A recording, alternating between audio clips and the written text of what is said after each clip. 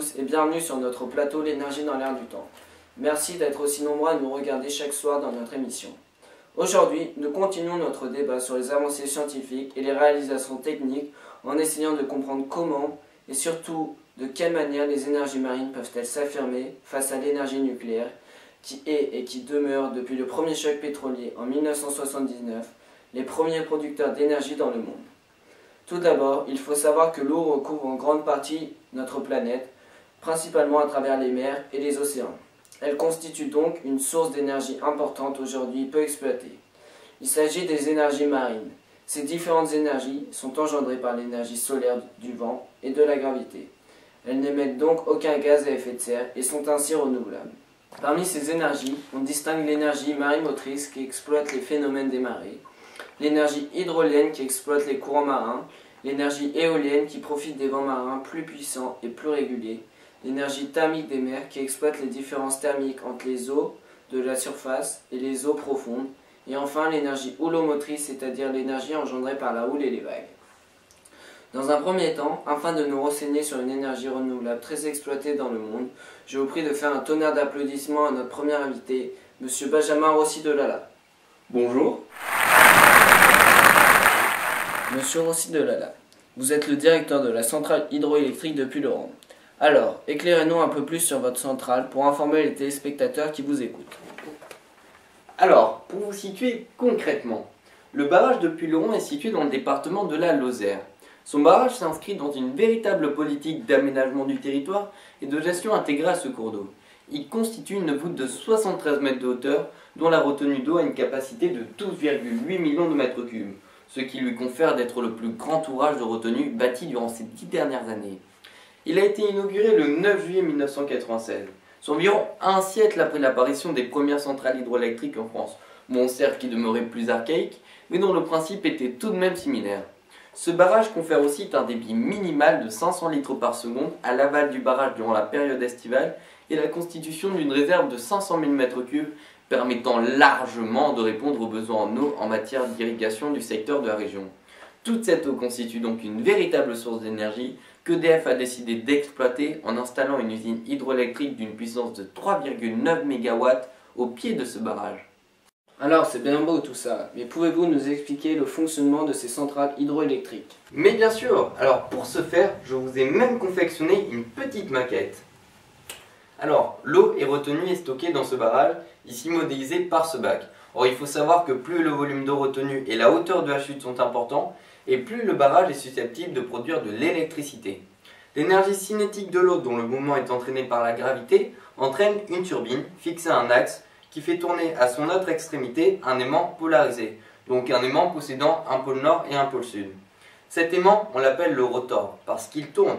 Il tourne à l'intérieur d'une bobine de fil conducteur, en l'occurrence de cuivre, qui elle ne bouge pas. C'est le stator. Alors pour fabriquer de l'électricité, il n'y a pas 30 000 solutions. Il faut mettre des électrons en mouvement, et pour ce faire, on va se servir du champ magnétique d'un aimant. Quand le pôle nord circule à l'intérieur de la bobine, son champ magnétique met les électrons en mouvement. En revanche, quand le pôle sud maintenant circule à l'intérieur de la bobine, son champ magnétique varie, les électrons circulent dans l'autre sens. Comme l'aimant tourne à toute vitesse, eh bien son champ magnétique varie en permanence, les électrons vont dans un sens puis dans un autre, ils alternent, on a un courant alternatif.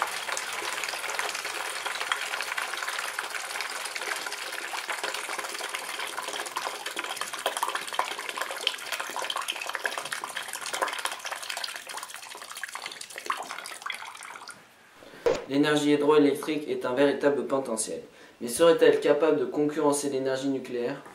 Alors écoutez, je ne dirais pas que l'énergie hydroélectrique représente une véritable concurrence pour les énergies nucléaires. En effet, en 2008 par exemple, la part de l'hydraulique dans la production française d'électricité a été de 11,9% contre 74% pour le nucléaire, soit environ 6 fois moins. Mais à l'échelle française, l'hydroélectricité représente tout de même une puissance, tenez-vous bien, de 61,8 TW. Or le terawatt c'est 10 à puissance 12 watts, ce qui la place au rang d'énergie renouvelable la plus utilisée en France. Et de plus, c'est une énergie d'avenir. En effet, dans de nombreux pays, le potentiel hydroélectrique n'est exploité qu'à 10%. Or que dans un contexte mondial de progression des besoins énergétiques, cette énergie présente incontestablement une solution adaptée, puisqu'elle est considérée comme inépuisable et propre. Propre dans le sens où, excepté lors de sa construction, elle produit une quantité faible de polluants. Eh bien merci Monsieur Rossi de Lala pour toutes ces informations. Désormais, nous allons nous renseigner sur un prototype tout à fait novateur qui récupère l'énergie des vagues, le CIREV. Pour ce faire, nous accueillerons Monsieur Arthur Roux. Bonjour. Monsieur Roux, vous êtes à l'origine de ce prototype. Expliquez-nous alors en quoi consiste-t-il? Tout d'abord, la puissance des vagues s'exprime en kilowatts par mètre. C'est-à-dire que si l'on prend 1 mètre de largeur, quand on regarde les vagues arriver, alors on fait la moyenne annuelle de toute la puissance exercée sur ce mètre. En Europe, on a les plus fortes ressources. On monte à des niveaux de plus de 70 kW par mètre en moyenne annuelle, ce qui est tout à fait considérable, créant ainsi un véritable potentiel d'énergie, l'énergie de la houle et des vagues. Cette énergie étant encore très peu exploitée, nous avons ainsi décidé de lancer la création en 2003 d'un prototype qui profite de toutes les dernières avancées technologiques de ces dernières années, le CIREV ou Système électrique autonome de récupération des vagues. Alors, son fonctionnement est-il efficace en matière de productivité d'énergie? Oui, et ce sont les chiffres qui en parlent le mieux. Mais d'abord, je vais vous expliquer son fonctionnement avec le schéma suivant. Alors, tous les mécanismes sont contenus à l'intérieur d'un flotteur qui est complètement clos et hermétique et qui ondule au gré des vagues. Et donc, à l'intérieur, on a une grande roue pendulaire qui a été partiellement vidée, lui permettant ainsi de se comporter tel un pendule. Quand le flotteur va être mis en mouvement, excité par les vagues, alors lui-même va mettre en mouvement ce pendule interne. Dans ces mouvements, la roue va entraîner des vérins hydrauliques qui vont servir de pompe. Ils vont pomper de l'huile de capacité qui sont embarqués dans des réservoirs sous pression. L'huile ici qui est mise sous pression va entraîner des moteurs hydrauliques qui eux-mêmes vont entraîner des génératrices électriques.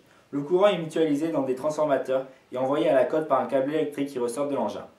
Et alors, pour en revenir aux chiffres, on estime qu'une unité de CIREV devrait contribuer à la production de 500 kW d'électricité, ce qui suffirait à alimenter près de 200 foyers. Mais alors, ce n'est pas tout. Pour arriver à un tel gain d'énergie, la roue fait preuve d'originalité. En effet, et c'est là toute la subtilité de ce mécanisme, ce procédé est doté d'un frein électromagnétique qui va pouvoir venir bloquer puis relâcher la roue afin d'amplifier sa réponse. Ce moyen informatique permettrait ainsi de doubler la production d'électricité. Comment se présente l'avancement de ce projet? Alors en ce moment, ce projet avance vers sa concrétisation puisque nous avons dépassé l'étape de calcul et de simple croquis sur un ordinateur. En effet, une maquette à l'échelle 1/12 a enfin touché l'eau du bassin à vagues du LMF, qui signifie Laboratoire de mécanique des fluides. L'aboutissement de 4 années de recherche, et d'ailleurs je vous propose de voir cela en image. La mer qu'on voit danser le long des golfes clairs a des reflets d'argent, la mer. Quelle en fait sa particularité par rapport aux autres énergies renouvelables?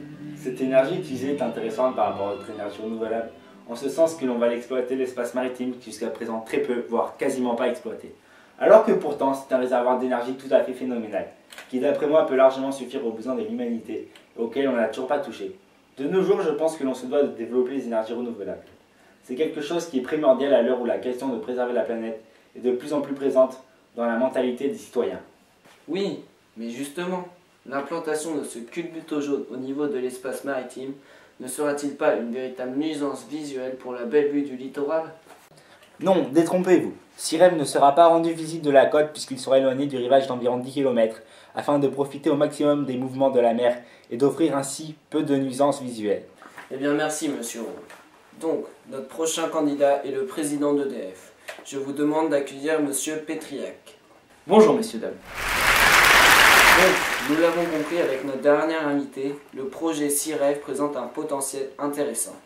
Alors, monsieur Pétriac, est-ce que ce projet intéresserait EDF? C'est un projet vertueux. Je trouve que c'est bien d'explorer des pistes de ce genre et que ce genre d'initiative a peut-être l'avenir. Mais restons réalistes. En l'absence de houle, l'océan ne fournit pas d'énergie. De plus, la matrice de la production du CIREV montre que pour fonctionner au mieux, c'est-à-dire pour qu'il produise 500 kW d'électricité, il faut avoir environ 5 mètres de houle avec une période de 7 à 8 secondes. Ce qui n'est pas anodin. En effet, c'est rare qu'il y ait une telle houle sur nos côtes. De plus, pour amortir son investissement de départ, le coût de revient de l'électricité produite par ce type de technologie est de l'ordre de 600 à 700 € par mégawattheure. Les technologies les plus performantes sont environ 400 € par mégawattheure et sont encore trop chères pour une véritable exploitation commerciale. Car il faut savoir que le coût moyen de la production d'électricité en France est de l'ordre de 55 € par mégawattheure. il faut vraisemblablement attendre encore une bonne dizaine d'années pour que ces technologies soient matures et commercialisables. Donc, si je comprends bien, vous préférez vous tourner vers une autre énergie. À laquelle faites-vous référence? Eh bien le nucléaire. C'est une production d'électricité performante, sans émission de gaz à effet de serre et qui concurrence toutes les autres énergies. Elle est donc très rentable et c'est pour cela que la France possède 58 réacteurs nucléaires qui l'élèvent au rang du pays le plus nucléarisé au monde par rapport à son nombre d'habitants. Ainsi, le coût de l'électricité en France s'avère très bas. Oui, mais vous êtes au courant du problème qui fait polémique en ce moment, au niveau de la sécurité de nos centrales nucléaires. Cela n'est pas sans conséquence et entraînerait une hausse du prix incontestable de l'électricité qui se répercuterait chez le consommateur. Oui, bien évidemment. Mais écoutez, cela fait 40 ans que la France est dans cette situation et il ne s'est jamais rien passé de dramatique à ce que je sache. Certes, je peux concevoir qu'après le terrible incident s'étant déroulé dans la centrale de Fukushima au Japon, cela peut faire susciter beaucoup d'interrogations au niveau de la sécurité de nos centrales nucléaires. C'est un sujet qui fait polémique en ce moment en France. Mais je ne suis pas venu sur ce plateau pour parler de la sécurité de nos centrales. Une chose est sûre, c'est que même en renforçant cette protection, qui s'élève à un coût de dizaines de milliards d'euros d'investissement, cette énergie resterait concurrentielle, et tout de même moins coûteuse chez le consommateur que si cette électricité provenait de Cirev, par exemple. Donc, si je comprends bien ce que vous avez dit précédemment, l'énergie marine peut être prometteuse mais n'est pas encore arrivée à maturité. Non. Alors là, détrompez-vous fortement. Parce que bon, je suis peut-être le directeur d'une centrale hydroélectrique, mais il n'en demeure pas moins que je m'informe.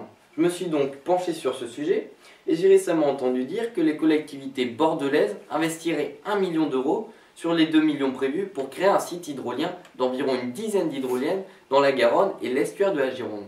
Et cette énergie est sur la voie de la maturité.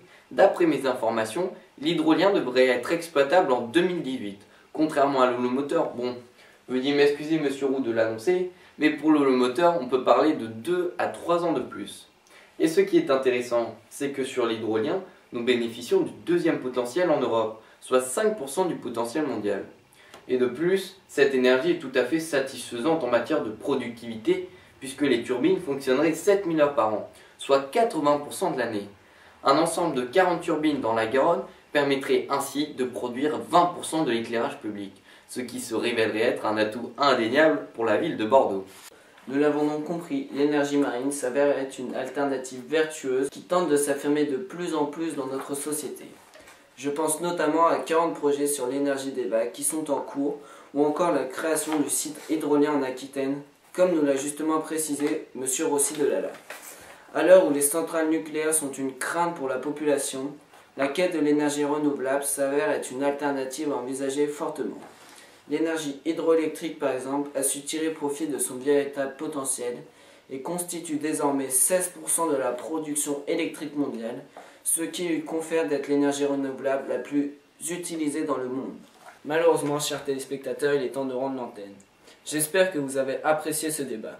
Je tiens tout particulièrement à remercier M. Roux, M. Pétriac et M. Rossi de Lala d'être intervenus sur le plateau. Votre soirée continue sur France 2 avec le journal de David Pujadas. Quant à moi, je vous dis à la semaine prochaine pour de nouveaux débats. La mer,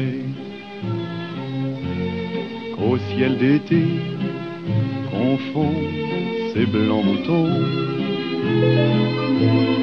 avec les anges si purs. La mer, bergère d'azur infinie. Voyez